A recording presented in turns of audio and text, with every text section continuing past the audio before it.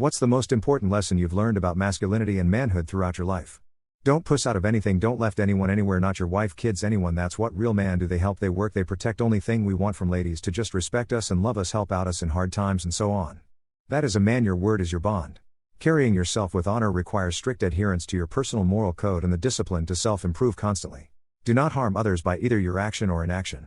And most importantly, always maintain control over your emotions. All males are naturally talented at violence, and human males are the most efficient at violence. An uncontrolled emotional outburst at best will still utterly ruin you. At worst, you end up accidentally killing someone. You must control yourself at all times. That there is no box for being a man.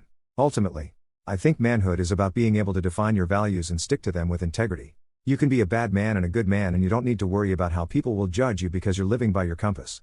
We can all argue about whether some man is inherently better or worse than some other man. But if you're able to live your values and handle the consequences of them with dignity, then I think that is what makes a man. To be my best self, I need to effectively not give a damn about any of what society says is masculine. And just be who I am. If someone has a problem with my body hair, my expressing of emotions beyond anger, fine. And happy, gentle parenting of my son, not caring about getting tons of women, not caring about being a wallet or sole provider to a woman just because, etc. Then frankly I just don't care. This is me. I'm Kyle, and I won't change because society wants me to be something else. What is your best everyday tip? That everything in life changes in seconds for you. Don't turn a "I'll call tomorrow" happen to you. Call the people you love and remind them they're loved, especially a father or son or even your best homie. I've talked a lot of friends off the edge, and it's all because I was thinking of them and called to say what's up and see how they are. Negativity is a choice. Yeah, shit sucks. I get my anxiety triggered some days, and sometimes negative things that bother me repeat in my head when my mind is quiet. But I've come to learn that you can choose to ignore the negative, easier said than done, and focus on good things to turn your day around. Sometimes you have to force it in your system and chant the phrase so you can feel better and not let the things seep into the good parts. It's good to have an outlet. And you should always communicate problems. But sometimes it's better to choose to stuff it down. Saying this as a person with a history of anxiety, anger issues, and a slew of other sad problems learning to improve their life. I don't know you. So I won't pretend to have the magic bullet you seek. What one simple thing that has had the biggest impact on my life as a whole is this: strive for balance. Work versus home life, self-time versus time with significant other/friends/family, eating well versus enjoying a meal/treat, saving money versus buying what you need, social media time versus reading a book/talking with humans, processing/expressing your emotions versus dwelling on them too long. The list goes on. But hopefully you catch my drift. Think of an unbalanced wheel.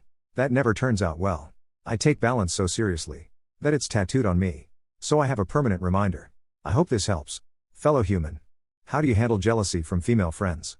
If it's a passing comment based on momentary emotion that just needs to be addressed because my friend is feeling insecure, then I will talk to them about it. If it's the type of jealousy that results in pettiness and passive-aggressive comments, I consider this toxic. I will then dismiss, and have dismissed, myself from their life. But I would also recognize they were never truly a friend if they acted this way towards me. Which makes the drop easier. My biological life is way too short and busy for toxic nonsense. I am completely oblivious to it. I'm not great at subtle things like passive aggression. So I just know in my gut something is off. But I don't know what. So I just go on. It's funny.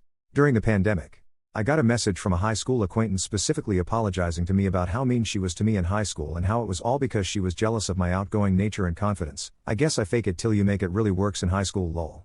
I was so surprised. I thought we were friends, but I thanked her anyway. At the end of the day, that does take some sort of guys to do. If it's something that can be talked out, I go for that. With that said, I've never had someone be mean to me BC they were jealous.